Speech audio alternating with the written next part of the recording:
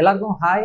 ஆக்சுவலாக வந்து நம்ம 10th ஸ்டாண்டர்டுக்கு வந்து தமிழ், இங்கிலீஷ், மேக்ஸ் இதுக்கெலாம் வந்து ஈஸியாக பாஸ் ஆகிறது எப்படி 60 மார்க்ஸுக்கு மேலே எப்படி ஈஸியாக எடுக்கலாம் அதுக்கெலாம் வீடியோ போட்டிருந்தோம்.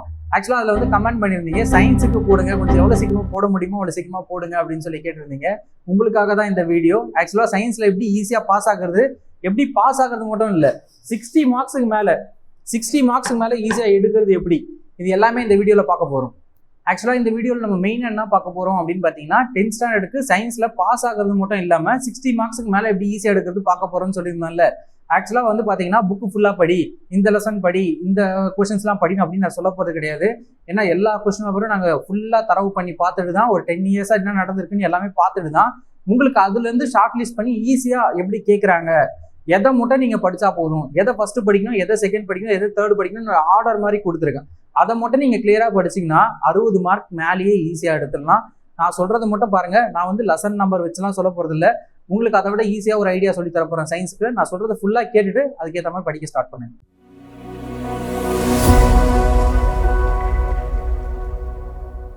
ஆக்சுவலாக வந்து சயின்ஸில் எவ்வளோ மார்க் 1 மார்க்ஸ் கேட்குறாங்க அப்படின்னு பார்த்தீங்கன்னா, 1 மார்க்ஸ் டோட்டலாக 12 மார்க் உங்களுக்கு இருக்குது. 12 மார்க்ஸ்க்கு ஆக்சுவலாக வந்து 1 மார்க் கேட்குறாங்க. நெக்ஸ்ட் நீங்கள் படிக்க வேண்டியதுன்னா டிஃபைன். புக்கில் டிஃபைன் அப்படின்னு சொல்லிட்டு டிஃபைன் பண்ணுங்க அப்படின்னு சொல்லி கேட்பாங்கல்ல. நம்ம டிஃபைன்ற கொஸ்டின் எங்கெங்கெல்லாம் வருதோ எல்லா கொஸ்டினும் தரவு பண்ணிட்டீங்கன்னா, டிஃபைன்லேருந்து 2 கொஸ்டின் கேட்குறாங்க. உங்களுக்கு லக் இருந்தால் 2 வரும், ஷுவராக ஒரு கொஸ்டின் கண்டிப்பாக வந்துடும். 2 கூட வரதுக்கு அதிகமான சான்ஸ் இருக்குது. நான் ஒரு கொஸ்டினுக்கான மார்க் தான் போட்டிருக்கேன். 2 கூட வரதுக்கு சான்ஸ் இருக்குது. டிஃபைன் புக்கில் டோட்டலாக எத்தனை புக் பேக் இருக்குது பார்த்தீங்கன்னா, டிஃபைனை வச்சு 22 ஆக்சுவலாக டிஃபைன் வச்சிருக்கு. இந்த 22 கொஸ்டின் டிஃபைனை மட்டும் ஃபஸ்ட்டு படிச்சிட்டிங்கன்னா 4 மார்க் ஈஸியாக வாங்கிடலாம். 4 மார்க் வாங்கலாம்னா கண்டிப்பாக ஒரு 2 மார்க் வாங்கிடலாம். கண்டிப்பாக டிஃபைனை பற்றி ஒரு கொஸ்டின் வரப்போகுது உங்களுக்கு. நெக்ஸ்ட் நீங்கள் படிக்க போகிறது ஸ்டேட்லேருந்து எத்தனை கொஸ்டின் கேட்குறாங்கன்னா 2 கொஸ்டின் கேட்குறாங்க. 4 மார்க் இருக்குது உங்களுக்கு.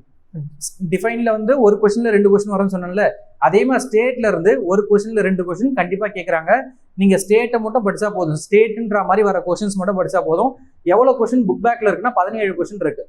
உங்களுக்கு வந்து டிஃபைன்லேயும் 2 வரதுக்கு சான்ஸ் இருக்குது, ஸ்டேட்லேயும் 2 வரதுக்கு சான்ஸ் இருக்குது. சப்போஸ் உங்களுக்கு ஸ்டேட்டில் 2 கேட்டாங்கன்னா டிஃபைனில் 1 வரதுக்கு சான்ஸ் இருக்குது. இல்லை டிஃபைனில் 2 கேட்டாங்கன்னா ஸ்டேட்டில் 1 வரதுக்கு வாய்ப்பு இருக்குது. கண்டிப்பாக 3 கொஸ்டின் வந்துடும். டிஃபைனும் ஸ்டேட்டையும் மட்டும் படிச்சிங்கன்னா 3 கொஸ்டின் ஈஸியாக வந்துடும். லக் இருந்தால் 4 கொஸ்டின் கூட கேட்கறதுக்கு அதிகமான சான்சஸ் இருக்குது.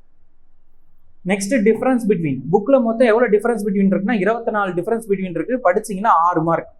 6 மார்க்குன்றதை நான் எப்படி சொல்கிறேன் அப்படின்னு பார்த்தீங்கன்னா, 2 மார்க்ஸில் ஒரு டிஃபரன்ஸ் பிட்வீன் கேட்டுருவாங்க, 4 மார்க்ஸில் ஒரு டிஃபரன்ஸ் பிட்வீன் கேட்டுருவாங்க. டிஃபரன்ஸ் பிட்வீன் புக்கில் மொத்தமாகவே எத்தனை இருக்குன்னு பார்த்தீங்கன்னா 24 தான் இருக்குது. இந்த 24 படிச்சிங்கன்னா 6 மார்க் வாங்கிக்கலாம். மொத்தமாக டிஃபரன்ஸ் ஃபஸ்ட்டு 1 மார்க்ஸ் படிப்பீங்க, 2வது என்ன படிப்பீங்க, டிஃபைன் படிப்பீங்க, 3வது ஸ்டேட் படிப்பீங்க, 4வது என்ன படிக்கணும்னா டிஃபரன்ஸ் பிட்வீன். புக்கில் மொத்தம் எத்தனை டிஃபரன்ஸ் பிட்வீன் இருக்குது அப்படின்னு பார்த்தீங்கன்னா 24 டிஃபரன்ஸ் பிட்வீன் இருக்குது. இதை படிச்சிட்டிங்கன்னா 6 மார்க் ரெடி. நெக்ஸ்ட் டயக்ராம் வச்சு கொஷின்ஸ். சயின்ஸ்னாலே டயக்ராம் வச்சு கண்டிப்பாக கொஷின்ஸ் கேட்பாங்க. டயக்ராம் வச்ச கொஷின்ஸ் எத்தனை இருக்குது அப்படின்னு பார்த்தீங்கன்னா, புக் பேக்கில் மட்டும் உங்களுக்கு 31 கொஷின்ஸ் இருக்குது. டயக்ராம் மட்டிக் கொஷின்ஸ் எத்தனை இருக்குன்னா 31 இருக்குது. அதை மட்டும் நீங்கள் பார்த்து வச்சுட்டா போதும், 2 மார்க்.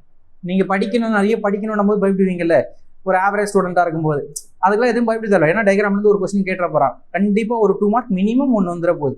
லக் இருந்தால் 2 கூட வரதுக்கு சான்ஸ் இருக்குது. நீங்கள் டயக்ராம் மொத்தமாக எத்தனை இருக்குது புக்கில் அப்படின்னு பார்த்தீங்கன்னா, டோட்டலாக எவ்வளோ இருக்குது, 31 தான் இருக்குது. இந்த 31 சும்மா பார்த்தீங்கன்னா போதும். சம்டைம்ஸ் கொஸ்டின் பேப்பரில் எப்படி கேட்குறாங்க, டயக்ராம் அவங்களே கொடுத்துட்றாங்க, பேர் மட்டும் தான் எழுத சொல்கிறாங்க. ஏக்கு நேம் என்ன, பியோட நேம் என்ன, சியோட நேம் என்ன, பார்ட்ஸ் மட்டும் மார்க் பண்ண சொல்கிறாங்க. நீங்கள் பார்ட்ஸ் மட்டும் மார்க் பண்ணாலே 2 மார்க் ஈஸியாக வாங்கிடலாம். சம்டைம்ஸ் டயக்ராம் கேட்பாங்க, அப்போ டயக்ராம் வரைஞ்சிட்டு நீங்கள் பண்ண வேண்டியதுதான். புரிஞ்சில? கண்டிப்பாக டயக்ராமேட்டிக் கொஸ்டின்ஸ் கண்டிப்பாக 1 இல்லை 2 வரதுக்கு வாய்ப்பு இருக்குது. நம்ம 1னே கணக்கு வச்சுக்கலாம். 1 இது படிச்சிங்கன்னா ஒரு 2 மார்க்ஸ் 2 மார்க் ஈஸியாக வாங்கிடலாம். Next application, uses, properties. இந்த மாதிரி அப்ளிகேஷன் சம்மந்தமாக, யூசஸ் சம்மந்தமாக, ப்ராப்பர்ட்டிஸ் சம்மந்தமாக, அப்படி இல்லைன்னா கான்சிக்வன்சஸ், டிஸ்அட்வான்டேஜ். நீங்கள் எப்படி அட்வான்டேஜஸ் அப்படின்னு சொன்ன, யூசஸ்னா அட்வான்டேஜஸ் சொன்னேன்ல, அதுக்கு அப்படியே ஆப்போசிட் வந்து கான்சிக்வன்சஸ், டிஸ்அட்வான்டேஜ் மாதிரி. என்னென்ன சொல்லியிருக்கேன், அப்ளிகேஷன், யூசஸ், ப்ராப்பர்ட்டி. இந்த மாதிரி மாடலில் கண்டிப்பாக உங்களுக்கு எவ்வளோ மார்க் கேட்குறாங்க அப்படின்னு பார்த்தீங்கன்னா 4 மார்க்ஸ் கேட்குறாங்க, 4 மார்க் கேட்குறாங்க. டோட்டலாக எவ்வளோ கொஸ்டின்ஸ் இருக்குன்னா 23 கொஸ்டின்ஸ் இருக்குது. அப்ளிகேஷன் சம்மந்தமாக, அப்படி இல்லைன்னா வந்து அட்வான்டேஜஸ், யூசஸ், அப்புறம் வந்து டிஸ்அட்வான்டேஜஸாக இருக்கட்டும், இல்லை கான்சிக்வன்சஸ் அந்த மாதிரி இருக்கட்டும், இல்லை ப்ராப்பர்ட்டிஸாக இருக்கட்டும், இந்த மாதிரி மாடலில் இருந்து கண்டிப்பாக உங்களுக்கு என்ன வருது, ஒரு கொஸ்டின் ஷோராக வருது. அதுவும் எதில் கேட்குறாங்கன்னா 4 மார்க் கொஸ்டினில் கேட்குறாங்க. அழகாக படிச்சுன்னா ஈஸியானதான் இது எல்லாமே. அப்ளிகேஷன் தான் கேட்டுற போகிறாங்க. அந்த அப்ளிகேஷன் நீங்கள் அழகாக ஒரு 4 பாயிண்ட் அழகாக எழுதிங்கன்னா 4 மார்க்ஸ் ஈஸியாக வாங்கிடலாம். நான் கொடுத்தது எல்லாமே டஃப்பாக இல்லாமையே, நிறைய எஃபர்ட் போடாமையே 60 மார்க்ஸ்க்கு மேலே நான் உங்களுக்கு சொல்கிறேன். 65-70 மார்க் மேலே வாங்கிறதுக்கு ஐடியாவே இப்போ சொல்ல போகிறேன். நீங்கள் ஃபுல்லாக இப்போ நீங்கள் கவனிங்க. இப்போ நீங்கள் மெயின் என்ன படிக்கணும், டயக்ராமேட்டிக் கொஸ்டின்ஸ் சொல்லியிருக்கேன். டயக்ராமேட்டிக் கொஸ்டின்ஸ் புக்கில் எத்தனை இருக்குது அப்படின்னு பார்த்தீங்கன்னா 31 இருக்கு. அதுக்கப்புறம் அப்ளிகேஷன் யூசர்ஸ் ப்ராப்பர்ட்டி எவ்வளோ கொஸ்டின்ஸ் இருக்குன்னு பார்த்தீங்கன்னா 23 கொஸ்டின் இருக்கு. இந்த 23 கொஸ்டின் தரவு பண்ணிங்கன்னா 4 மார்க்ஸ் ஷோராக வாங்கிடலாம். Next answering one word sentence, இல்லை வந்து ஆன்சரிங் ஏ வேர்ட், அதாவது ஒரே ஒரு லைன், ஒரே ஒரு சென்டென்ஸ்லேயே ஒரே ஒரு சென்டென்ஸ் தான் இருக்கும். அந்த மாதிரி சென்டென்ஸ் புக்கில் இருக்கிறத எல்லாமே படிச்சிட்டிங்கன்னா கண்டிப்பாக எத்தனை கேட்குறாங்கன்னா 1 இல்லை 2 கொஸ்டின் கேட்டுரும். 2 மார்க்ஸில் அந்த ஒரு லைன் உள்ள மாதிரி ஆன்சர்லாம் இருக்கும்ல, ஆன்சரிங் ஏ சென்டென்ஸ் அப்படின்ற மாதிரி இருக்கும்ல, அந்த ஒரே ஒரு லைன் இருக்க சென்டென்ஸ் மட்டும் புக்கில் என்னென்ன கொஸ்டின் இருக்கோ எல்லாமே ஃபுல்லாக தரவு பண்ணிங்கன்னா 2 கொஸ்டின் ஷோராக எதிர்பார்க்கலாம். 2 கண்டிப்பாக கேட்டுருவாங்க. அதுக்கு 4 மார்க்ஸ் இருக்குது உங்களுக்கு. நெக்ஸ்ட்டு ரீசனிங் கொஸ்டின்ஸ் மாதிரி கேட்பாங்க. எதனால இந்த மாதிரி நடந்தது, அந்த மழை எப்படி பெய்யுது, அந்த மாதிரி ரீசன் சம்மந்தமாக ஒரு கொஸ்டின்ஸ்லாம் இருக்கும்ல, அந்த ரீசனிங் கொஸ்டின்ஸ் எல்லாமே நீங்கள் படிச்சிங்க அப்படின்னா அதுலேருந்து ஒரு கொஸ்டின் கேட்குறாங்க 2 மார்க் அப்படின்னு சொல்லிட்டு. உங்களுக்கு ப்ராக்டிக்கலில் ஏற்கனவே எவ்வளோ மார்க் போட்டிருப்பாங்க, 25 மார்க் போட்டிருப்பாங்க. நீங்கள் ப்ராக்டிக்கல் எக்ஸாம் எழுதியிருப்பீங்க.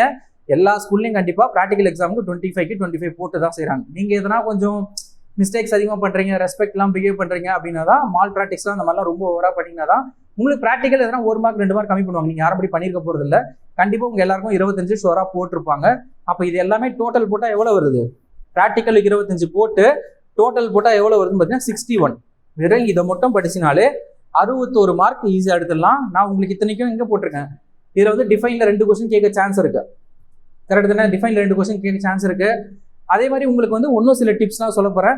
ஆக்சுவலாக அது வந்து இன்னொரு வீடியோவில் நான் சொல்கிறேன். அந்த வீடியோ வந்து சயின்ஸ் எக்ஸாமுக்கு நீங்கள் என்னென்ன மிஸ்டேக்ஸ் பண்ண வாய்ப்பு இருக்குது, எதெல்லாம் சயின்ஸில் நீங்கள் பண்ணக்கூடாது அப்படின்னு சொல்லி ஒரு 5 பாயிண்ட் தான் சொல்லுவேன். அந்த வீடியோ மெயினாக பாருங்கள் இந்த வீடியோ முடிஞ்சவொடனே. ஏன்னா அதை பார்த்தீங்கன்னா எக்ஸ்ட்ராவாக நீங்கள் மார்க் வாங்குறது எப்படின்றது எல்லா டிப்ஸும் அதில் இருக்கும். இந்த 60 மார்க்ஸ் எப்படி நீங்கள் கண்டிப்பாக வாங்க வைக்கிறது, அதையும் தாண்டி எக்ஸ்ட்ராவாக நீங்கள் எப்படி மார்க் வாங்க வைக்கிறது படிக்காமீங்க, அதை அந்த ஐடியா யூஸ் பண்ணி எப்படி வாங்குறதுன்னு நான் அதில் சொல்ல போகிறேன். அதனால் அந்த வீடியோ நீங்கள் கண்டிப்பாக பாருங்கள். ஆக்சுவலாக வந்து பார்த்தீங்கன்னா பிபி அகாடமியில் படிக்கிற ஸ்டூடெண்ட்ஸ்க்கு நாங்களே இது எல்லாமே ரெடி பண்ணி ஆன்சர்ஸ் கொடுத்துட்டோம்.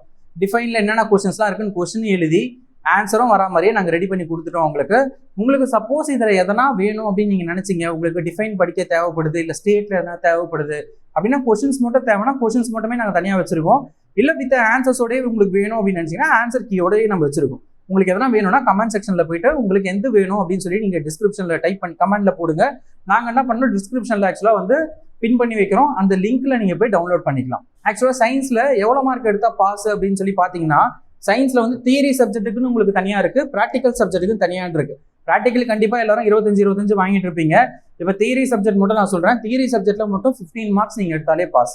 75க்கு ஒரு 15 மேலே எடுத்தாலே பாஸ். நீங்கள் இதை எவ்வளோ மார்க்ஸ் சொல்லியிருக்கேன்னு நான் பாருங்களேன். இதை எல்லாமே படிச்சிங்கன்னா ஒரு 15 மார்க்ஸ் உங்களால் எடுக்க முடியாதா? ஈஸியாக எடுத்துடலாம். உங்களுக்கு லீவும் அதே மாதிரி 2 நாள் உங்களுக்கு கொடுத்துருக்காங்க. அழகாக யூஸ் பண்ணி எழுதினா பார்த்து நிறைய டயக்ராம்லாம் போட்டு வரைஞ்செல்லாம் பார்த்து நாங்கள் சொன்ன கொஸ்டின்ஸ் மட்டும் தெளிவாக படிச்சுட்டு போனாலே 70 மார்க்ஸ் மேலே எடுக்கலாம். நான் இன்னொரு வீடியோ சொல்லியிருக்கேன்ல, அந்த வீடியோவும் சேர்த்து பாருங்கள். 60+ ஈஸியாக வாங்கிடலாம் உங்களால். டைம் வேஸ்ட் பண்ணாமல் படிங்க. 2 நாள் கையில் இருக்குது. கண்டிப்பாக 60 மார்க்ஸ் மேலே 70 மார்க்ஸ் மேலே ஈஸியாக எடுக்கலாம். ஆல் தி பெஸ்ட், நல்லா எழுதுங்க.